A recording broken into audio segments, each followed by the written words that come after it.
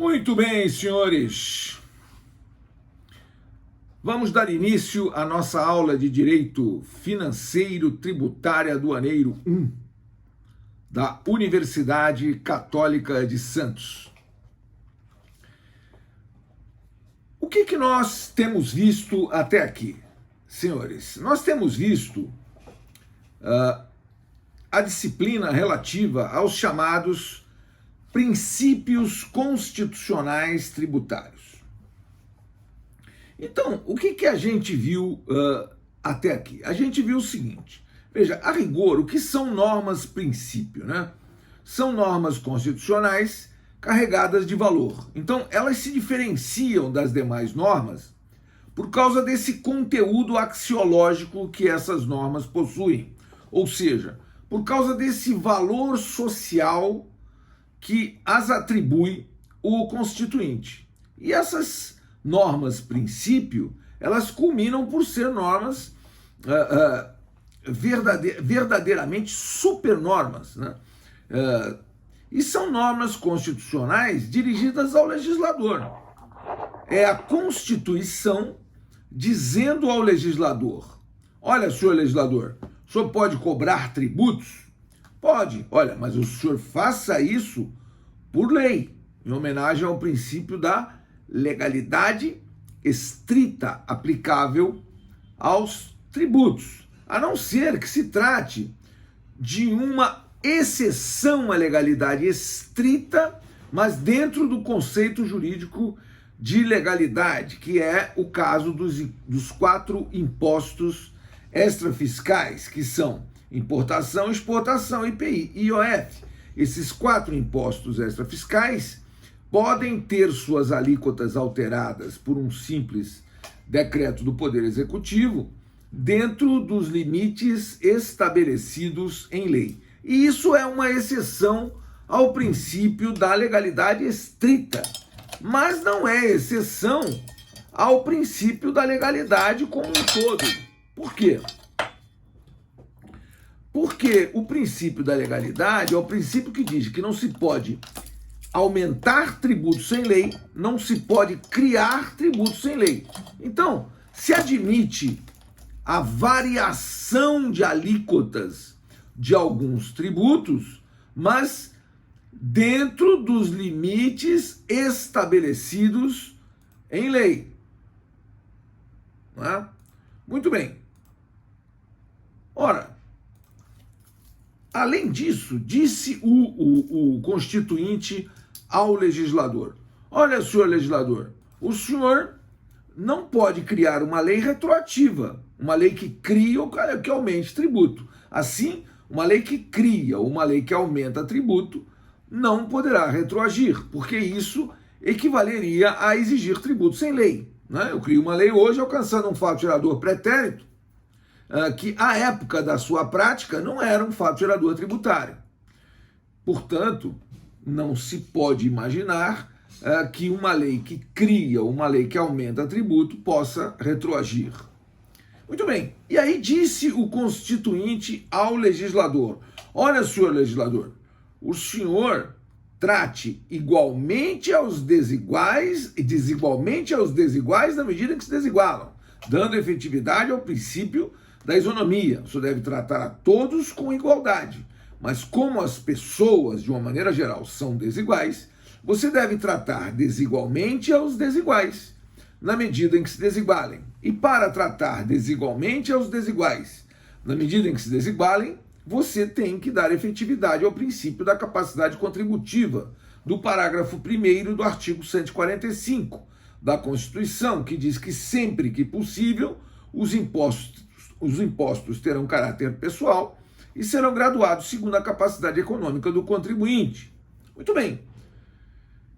Além disso, disse o Constituinte ao legislador: olha, senhor legislador, o senhor não surpreenda o contribuinte. Assim, uma lei que cria ou uma lei que aumenta tributo, ela só pode exigir esse tributo, criado ou aumentado por ela, a partir do primeiro dia do exercício financeiro seguinte ao da sua publicação. Assim, uma lei que hoje, dia 18 de maio de 2021, criasse um tributo, aumentasse um tributo, só poderia exigir esse tributo criado ou aumentado por ela a partir de 1º de janeiro de 2022. Simples assim. Agora, além disso, há que se observar também o princípio da anterioridade nonagesimal somado à anterioridade anual. Assim, uma lei de 31 de dezembro só vai poder criar ou aumentar tributo, só vai poder exigir esse tributo a partir de 1º de abril do exercício seguinte, porque há que observar o exercício e há que observar o lapso de 90 dias entre a data da edição da lei e o início da cobrança. A não ser que se trate de alguma das exceções. E a lei, a Constituição, traz várias exceções ao princípio da anterioridade. Quais são as exceções? Impostos extrafiscais, que, por serem regulatórios, não se sujeitarão ao princípio da anterioridade. Impostos extraordinários, criados em face de guerra externa ou sua iminência. Empréstimos compulsórios extraordinários, criados em face de calamidade pública, guerra externa ou sua iminência. E as contribuições sociais, porque as contribuições sociais não se aplica a anterioridade anual, mas se aplica a anterioridade nonagesimal exclusivamente. Esse é o comando do parágrafo 6º do artigo 195 da Constituição.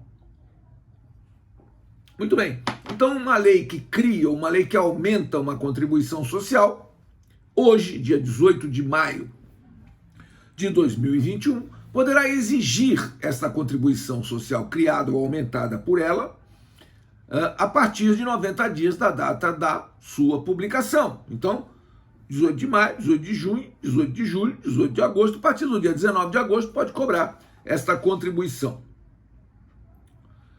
Aqui o Marcelo está me perguntando, a gravação da aula passada e o slide serão postados? Com certeza absoluta, com certeza. Os slides já estão à disposição, se não me engano. Mas vou verificar, se não estiverem, postarei. Agora,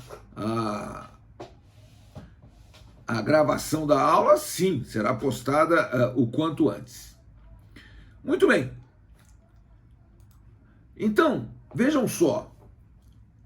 Esses princípios constitucionais tributários, portanto, como eu vinha dizendo, são limitações constitucionais ao poder de tributar.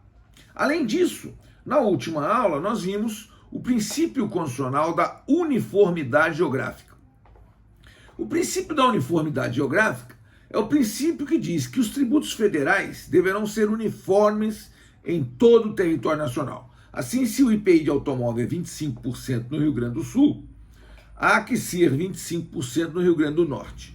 Mas o próprio dispositivo constitucional do artigo 151, inciso 1, ele dispõe que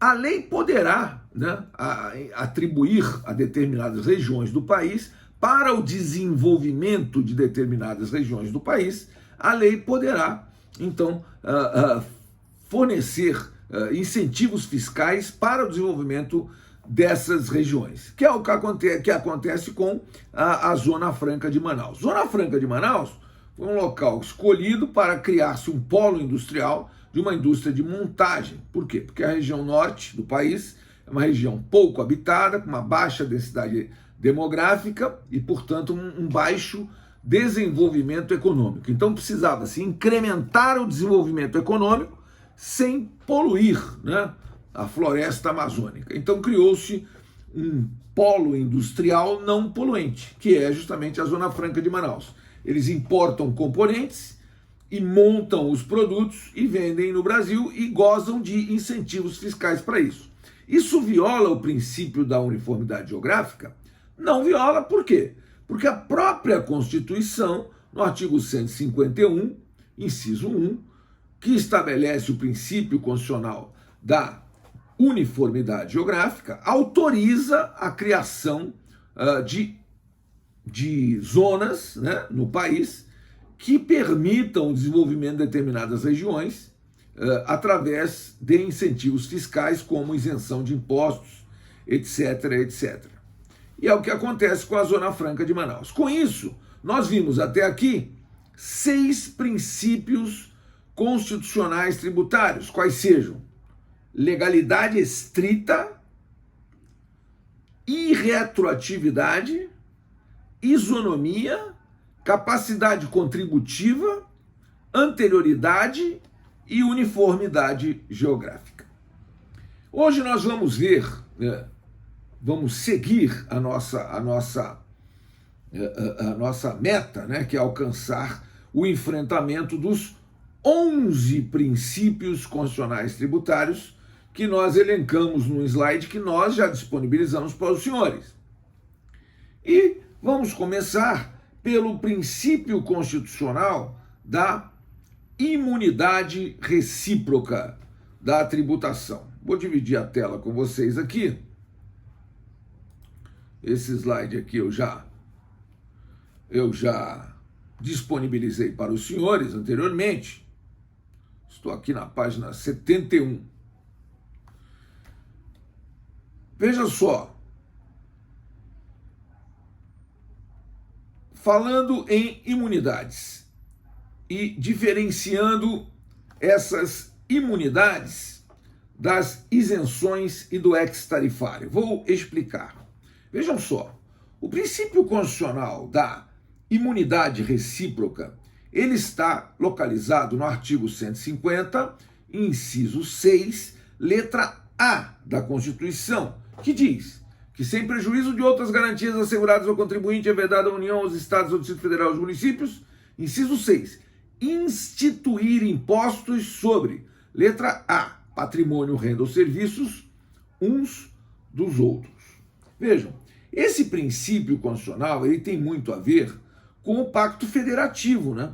Porque, vejam, senhores, o Brasil é uma república federativa. Então, nós temos estados que se reúnem numa federação. Muito bem. Então, nós somos a União Federativa de 27 estados. Muito bem. Ora, significa dizer que nos níveis da federação e das pessoas jurídicas de direito público componentes da federação, que são somente 4, União, Estados, Distrito Federal e municípios, 4 pessoas jurídicas de direito público, portanto.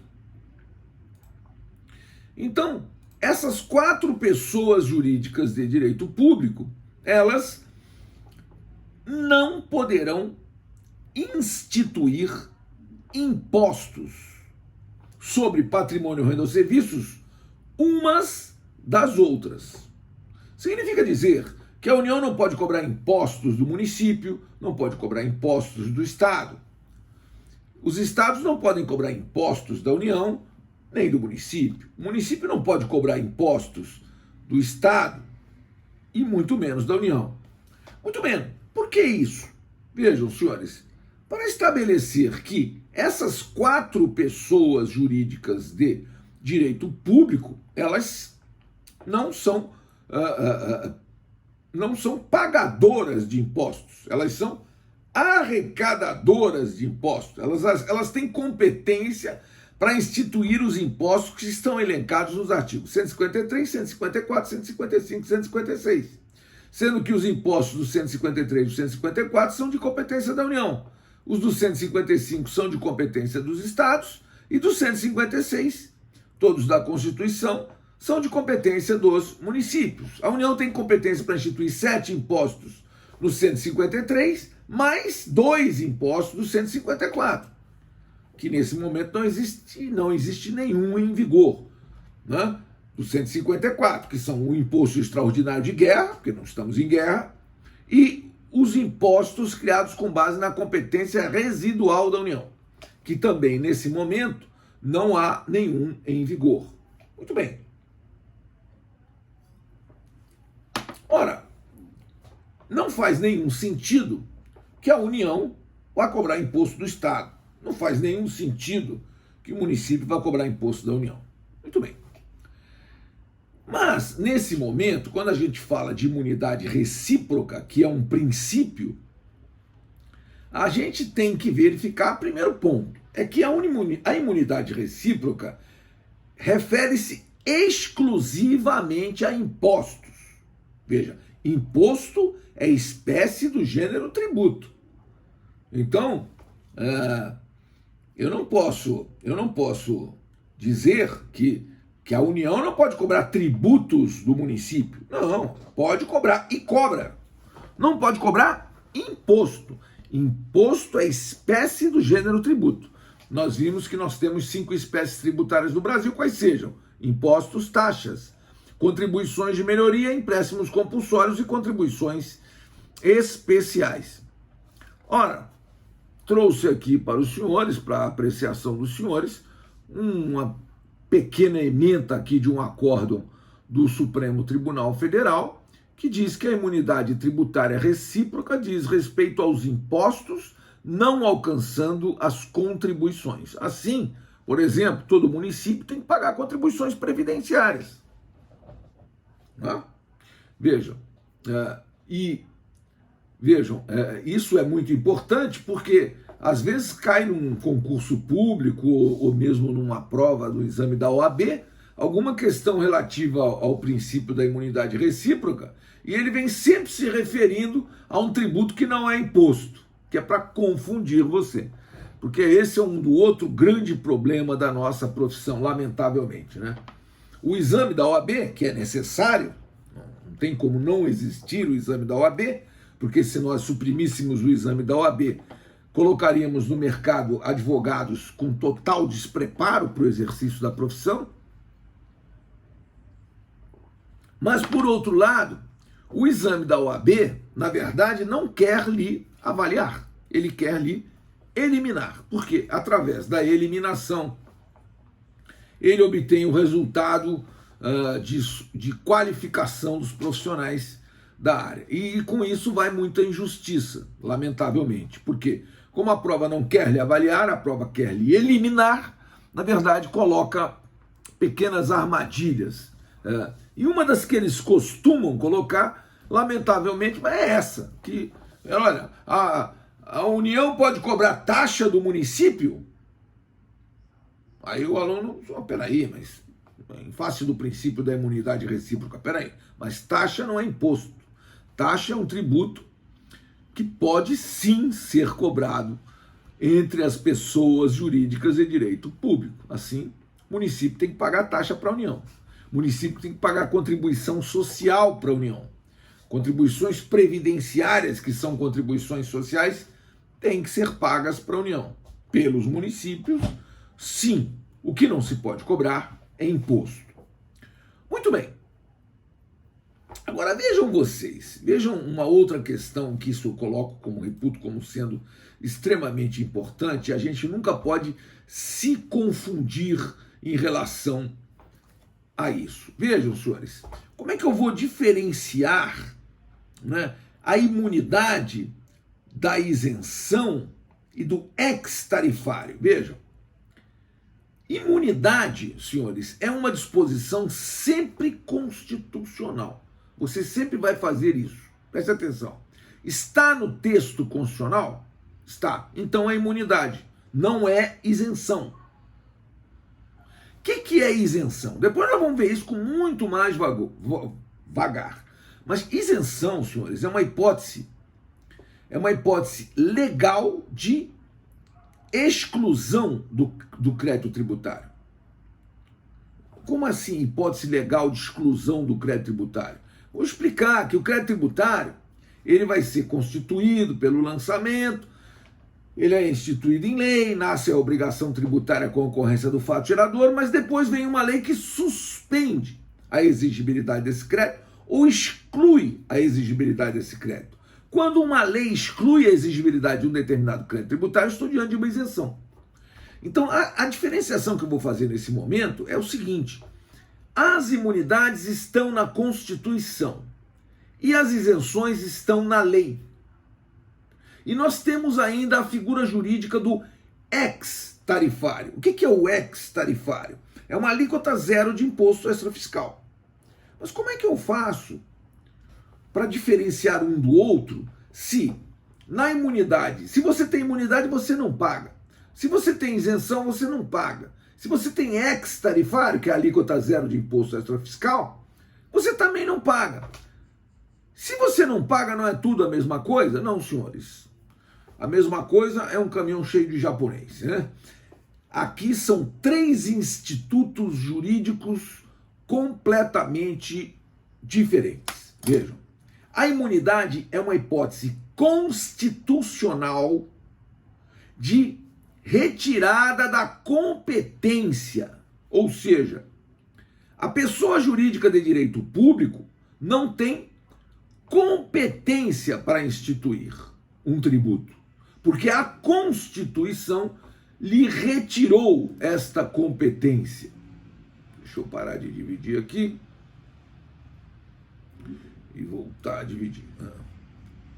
Então, quando a Constituição, e somente a Constituição, retira da pessoa jurídica de direito público a competência, então eu estou diante de uma imunidade. Agora, quando, e somente quando, a lei exclui a exigibilidade do crédito tributário, ela diz, essa lei vem e diz,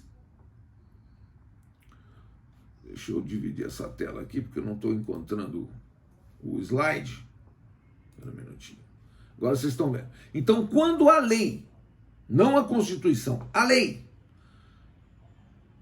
estabelece um benefício fiscal que exclui a exigibilidade do crédito tributário, eu estou diante de uma isenção. Então vejam, as normas de imunidade se localizam na Constituição, delimitam as competências tributárias, enquanto as normas de isenção se localizam no plano da lei. Desoneração realizada quando do exercício da competência. Então, a imunidade retira a competência.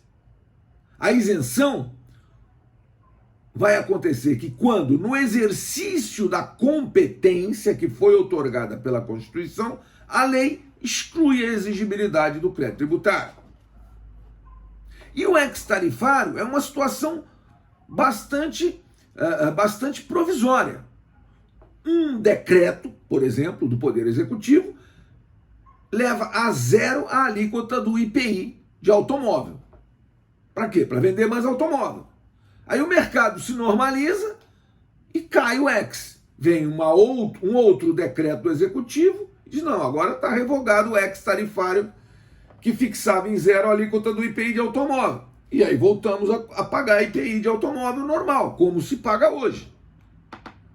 Mas durante muito tempo, aqueles que se lembram, há pouco tempo atrás, havia um ex-tarifário fixando em zero a alíquota de IPI de automóvel. Quando nós tivemos uma recessão violenta, isso foi no ano de 2008, né, e perdurou pelo ano de 2009, e nós tivemos uma violentíssima recessão, e nessa recessão foi preciso atribuir um ex-tarifário ao IPI de automóveis. Muito bem, então, imunidade está na Constituição, isenção está na lei, e ex-tarifário se escreve ex, EX, ex-tarifário. Ex-tarifário está numa norma infralegal, está abaixo da lei. Então nunca mais você vai se confundir quando você está diante de uma imunidade, de uma isenção ou de um ex-tarifário. Aí eu te pergunto, se eu ler o parágrafo 7º do artigo 195 da Constituição, você vai me dizer de que eu estou diante. Veja, eu estou lendo. Veja, o artigo 195 da Constituição é que fala das contribuições sociais. Então, o caput do artigo 195, ele diz: A Seguridade Social será financiada por toda a sociedade, de forma direta e indireta nos termos da lei, mediante recursos provenientes dos orçamentos da União, dos Estados, do Distrito Federal e dos municípios, e das seguintes contribuições sociais. Muito bem. E aí elenca, né? Já falei várias vezes, mas nunca é demais falar. Contribuições sociais sobre a folha de salários, sobre a receita ou faturamento, são duas contribuições, PIS e COFINS, sobre o lucro, a contribuição social sobre o lucro líquido. Enfim, contribuições sociais sobre a folha de salário são as contribuições previdenciárias, tanto do empregador quanto do empregado. Muito bem. Aí chega lá no parágrafo 7º do artigo 195 da Constituição, que diz o seguinte, eu não sei se eu transcrevi aqui o parágrafo 7º do 195, mas devo ter transcrito.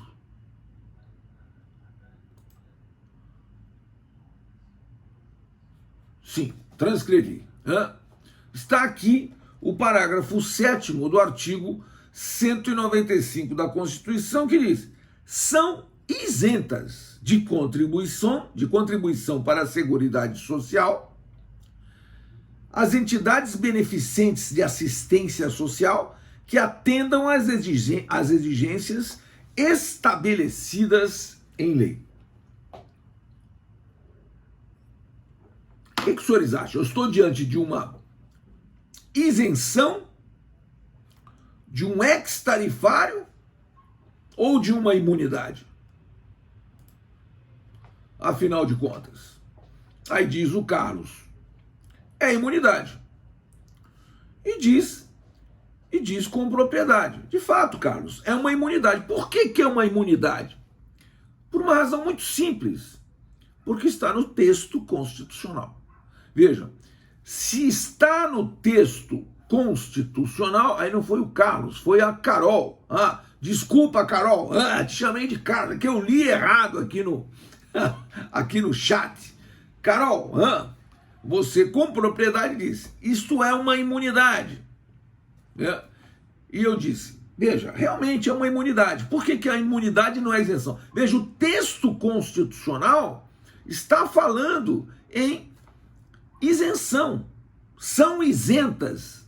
Mas quem está falando? Veja que como direito é difícil. Em direito você não interpreta nada literalmente. Qualquer interpretação literal de um dispositivo, seja legal, seja constitucional, vai levar a um equívoco. O intérprete do direito não interpreta nada literalmente. Então não basta você ser alfabetizado para você achar que está estudando direito. Estudar direito não é memorizar dispositivos legais ou constitucionais. Esse é um dos grandes erros que muito estudante, lamentavelmente, comete. Achar que se ele memorizasse, por exemplo, o Código Civil, ele ia ser a maior autoridade brasileira em direito civil. Não. Ele vai ser um grande idiota se ele memorizar o Código Civil. Porque, na verdade, estudar direito não é memorizar dispositivos legais. Não, estudar direito é refletir, é fazer uma reflexão sobre cada um dos dispositivos à luz de toda a ordem jurídica. Isso é estudar direito. Então, eu estou lendo aqui o texto constitucional que diz que são isentas de contribuições sociais as entidades beneficentes de assistência social. E eu imediatamente concluo dessa leitura que não são isentas coisíssima nenhuma, são imunes. Porque se fosse uma isenção, estaria no texto legal. E como está no texto constitucional, não se trata de isenção, mas se trata de imunidade. Assim como se estivesse num decreto, a expressão, eu estaria tratando de um ex-tarifário, num dispositivo infralegal. Ou seja, o ex-tarifário é sempre uma determinação infralegal, e como uma determinação infralegal não pode aumentar tributos, nem criar tributos, lógico, estou tratando de um dos impostos extrafiscais, que são importação, exportação, IPI e IOF, que podem ter suas alíquotas levadas a zero por um decreto, e um outro decreto revoga o decreto anterior. E ponto. Então, vejam, senhores, esse parágrafo 7º do artigo 195 da Constituição é um dos dispositivos constitucionais mal redigidos. A culpa é de quem? É sua, né? Porque você vota em quem para fazer o texto constitucional? Você vota no Tiririca, então você elege analfabeto para escrever a norma, a lei maior. Então, quando você vota no analfabeto para escrever a lei maior, desculpe, né? Eu tenho que considerar que a culpa é sua. Né? Agora, não, sua que eu digo, você, eleitor, você, cidadão, falando em tese. Não você, Isamara, que está dizendo que não votava. Evidentemente, provavelmente em 1988 você não era nem nascida, quanto mais eleitora. Mas estou falando em tese, né? A verdade, senhores, é que nós somos uma democracia muito jovem, ainda não aprendemos a votar, essa que é a verdade, né? O Pelé que é um poeta, né? Quando está dormindo, né? Calado ele é um poeta, né? O Pelé disse isso e ele é criticado por causa disso, mas o Pelé disse, brasileiro não sabe votar. Veja, quanto mais o tempo passa, mais a gente verifica que o Pelé tá certo. Brasileiro não sabe mesmo votar, né? Então, diz a Isamara, que é um profeta. É isso mesmo. Agora, vejam só, senhores, o que eu sempre digo para os meus alunos, todo ano eu falo a mesma coisa. Olha, senhores, na próxima eleição, não jogue lixo na urna. Vote consciente. Vê se você começa a votar num cara menos pior, né? Porque, veja, até sugerir, né, que a gente, na próxima eleição, votasse nas prostitutas, né? Porque nos filhos dela vocês já votaram e o que aconteceu? Não deu certo, não é verdade? Não deu certo. Então, se quem sabe eleger uma prostituta, poderia ser algo producente, né, senhores? Meu Deus do céu. Nós não vamos resolver nada de uma hora para outra, né, senhores? Mas nós vamos aperfeiçoando isso. Eu sei que não estou falando ao vento, estou falando para a futura elite econômica e intelectual do país, né? E essa elite econômica e intelectual do país vai saber, né, efetivamente como aperfeiçoar essas instituições, né? Muito bem, então vamos falar de mais algumas imunidades. Ora, então, se a gente pegar o artigo 150 da Constituição, no seu inciso 6, que diz que é vedado instituir impostos sobre, letra A, patrimônio, renda ou serviços uns dos outros, a gente vai vendo que isso é imunidade recíproca. A gente vai vendo que existem outras imunidades, como, por exemplo,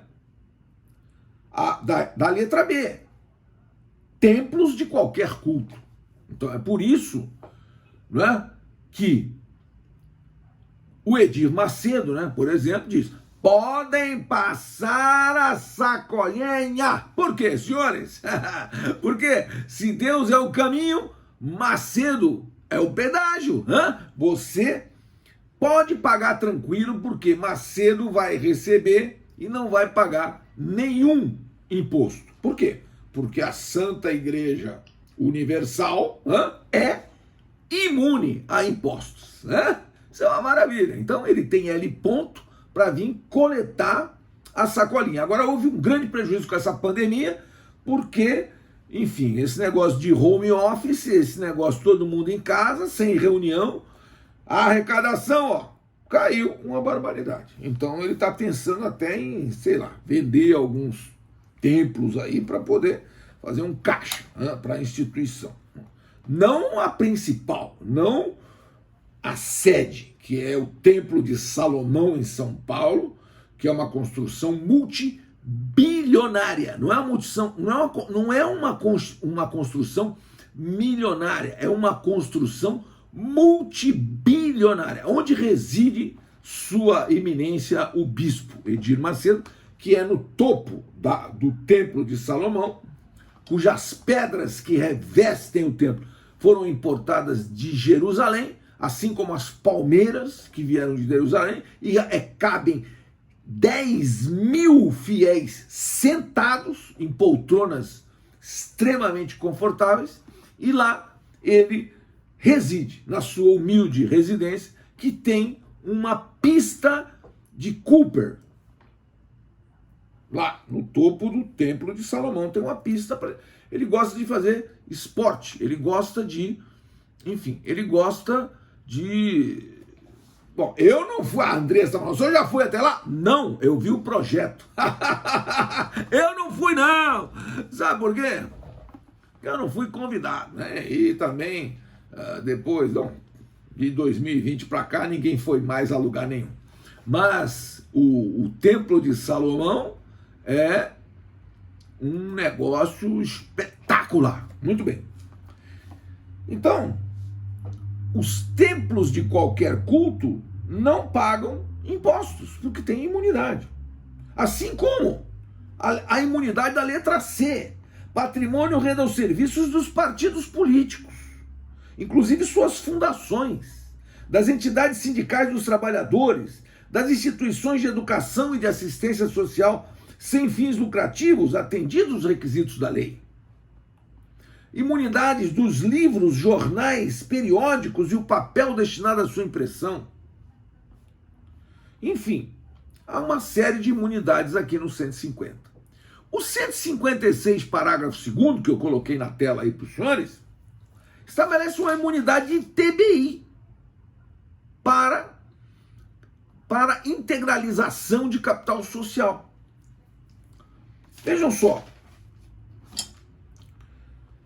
o parágrafo 2º do artigo 156, ele diz: o imposto previsto no inciso 2, que é o ITBI, Imposto sobre a Transmissão de Bens Imóveis, que é um imposto municipal, aqui no município de Santos tem uma alíquota de 2% sobre o valor do imóvel transacionado. Muito bem.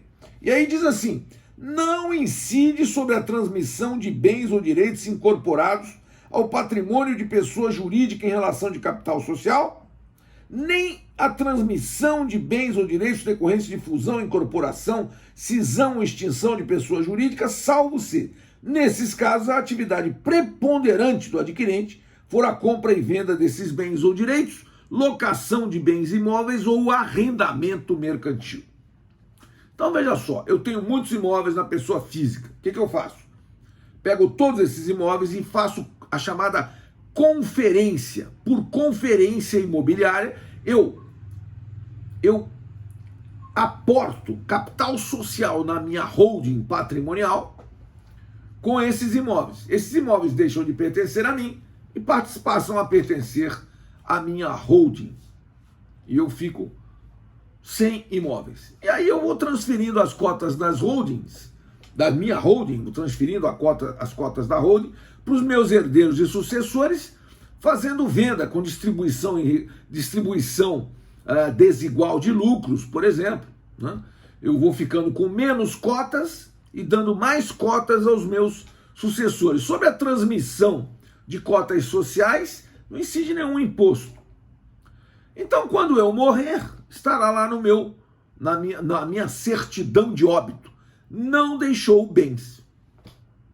Ponto. Mas e os bens que você integralizou o capital social? Não são meus, são da holding. E aí não vou pagar ITCMD, que é o Imposto de Transmissão Causa-Mortes e Doação de Quaisquer Bens ou Direitos, que é de 4%, mas existe um projeto de lei tramitando aqui na Assembleia Legislativa do Estado de São Paulo para aumentar para 8% o ITCMD. Então, vejam, eu deixo de pagar o ITBI porque eu estou integralizando, integralização de capital social é imune a ITBI, e deixo de pagar ITCMD porque quando eu morrer não deixarei bens. eu estou fazendo o quê? Sendo feliz. Por quê? No Brasil, ricos têm que viver e ser felizes, né? E pobres. Pobres tem mais é que morrer. Tu morre, deixa um imóvel vagabundo de 200 mil reais, 300 mil reais e um carro para os teus herdeiros partilharem. Ora, que isso? E aí eles têm que pagar 4% de TCMD. Por quê? Porque são pobres. Pobre tem mais que pagar imposto. Eu era como deputado Justo Veríssimo. Falava assim, eu odeio pobre. Pobre tem mais que morrer. Não é bem isso que está escrito na Constituição. A Constituição diz, todos são iguais perante a lei. Só que tem uns que são mais iguais que os outros. Isso. Aí diz a Andressa aqui, rico não paga imposto. Não, paga, mas paga menos, entendeu? Por quê? Porque se pagar muito, vai ficar como? Infeliz, triste, chateado, né? E se ele pagar pouco, aí ele vai ficar como? Feliz, né? Então, é assim que funciona o nosso sistema. Imunidade de ITBI para integralização do capital social. Veja, e você monta a sua holding patrimonial. Exatamente, o rico vai ficar como? Magoadinho, ele não quer. O sistema não quer que ele fique magoado, o sistema quer que ele fique como? Feliz. Por isso, não cobra dele coisas inconvenientes, como, por exemplo, IPVA. IPVA de helicóptero. Helicóptero não paga IPVA, idiota. Que paga IPVA é aquele teu Corsa Wind 2008. Isso paga IPVA. Aquela porcaria lá, 1.0. Não consegue nem subir a serra. Vai subir a serra pela pista da direita lá, todo aí paga 4% de IPVA. Entendeu? Agora, o cara tem uma BMW. Não, o helicóptero BMW. O cara tem helicóptero com motor Rolls Royce. Não paga IPVA. Entendeu? Por quê? Porque é rico. Ricos têm que viver e ser felizes. É isso. Mas vamos mais ainda no tema da imunidade. Vou dividir a tela com vocês aqui. Vejam só, existe uma imunidade que não é para uma pessoa propriamente, mas é para favorecer, por exemplo, as exportações. Ora, o artigo 149, parágrafo 2º, é uma imunidade, já que o artigo 149 diz que as contribuições sociais e de intervenção no domínio econômico de que trata o caput desse artigo não incidirão sobre as receitas decorrentes de exportação. Então, qualquer receita decorrente de exportação é imune a contribuições sociais. Então, por exemplo, eu vou exportar para o exterior, não vou pagar impostos, nem vou pagar contribuições sociais. Certo? Porque essas contribuições sociais onerariam essas exportações. E nenhum país inteligente quer cobrar imposto sobre exportação. Porque se você cobrar imposto sobre exportação, na verdade o que você está fazendo é vender menos. Porque se você cobra impostos, você cobra tributos sobre exportação e teu produto fica mais caro, né? O que você vai fazer? Você vai vender menos, na verdade. Então, vejam, são várias hipóteses de imunidade, mas o que eu queria que ficasse, que a gente fizesse essa reflexão, é a imunidade recíproca. Agora, vejam só, a imunidade recíproca, aí respondo a pergunta que está lá no Moodle. A imunidade recíproca, ela é só das 4 pessoas jurídicas de direito público ou ela se estende às autarquias e fundações? Vejam, ela se estende às autarquias e fundações. Vejam só, o artigo 150, inciso 6, tem um parágrafo 2º que diz: a vedação do inciso 6A, que é a imunidade recíproca, é extensiva às autarquias e às fundações instituídas e mantidas pelo poder público, no que se refere ao patrimônio, à renda e aos serviços vinculados às suas atividades, às suas finalidades essenciais ou às delas decorrentes. E o parágrafo 3º diz: as vedações do inciso 6A e do parágrafo anterior não se aplicam ao patrimônio, à renda e aos serviços relacionados com a exploração de atividades econômicas regidas pelas normas aplicáveis aos empreendimentos privados, ou em que haja contraprestação ou pagamento de preços ou tarifas pelo usuário, nem exonera o promitente comprador da obrigação de pagar imposto relativamente ao bem imóvel. Vejam, quer dizer o seguinte: o que são autarquias e fundações? Autarquias, senhores, são nada mais nada menos que longa-manos da própria administração central. Elas têm representação própria, têm orçamento próprio, mas elas não se dissociam da pessoa jurídica de direito público a qual pertencem. Por exemplo, um exemplo de autarquia federal: o INSS, Instituto Nacional do Seguro Social, é uma autarquia. Veja, se o INSS for extinto, para onde vai o patrimônio, por exemplo, imobiliário do INSS? Vai para a União. Entenderam? É uma autarquia federal. O Banco Central é outra autarquia federal. Então, as autarquias, né, elas têm o mesmo tratamento jurídico da pessoa jurídica de direito público a qual pertencem. Então não faz sentido cobrar, por exemplo, IPTU. O município vem cobrar IPTU do prédio que é do INSS. Não vai pagar, porque é uma autarquia federal e é imune a impostos, pelo princípio constitucional da imunidade recíproca da tributação. Né? Porque o princípio da imunidade recíproca do artigo 150, inciso 6, letra A, é extensivo às autarquias e fundações públicas. Qual a diferença entre uma fundação pública e uma fundação privada? O que é uma fundação? Uma fundação é um conjunto de bens, senhores. A gente separa um conjunto de bens e institui uma fundação. Se esse conjunto de bens são bens privados, estou diante de uma fundação privada.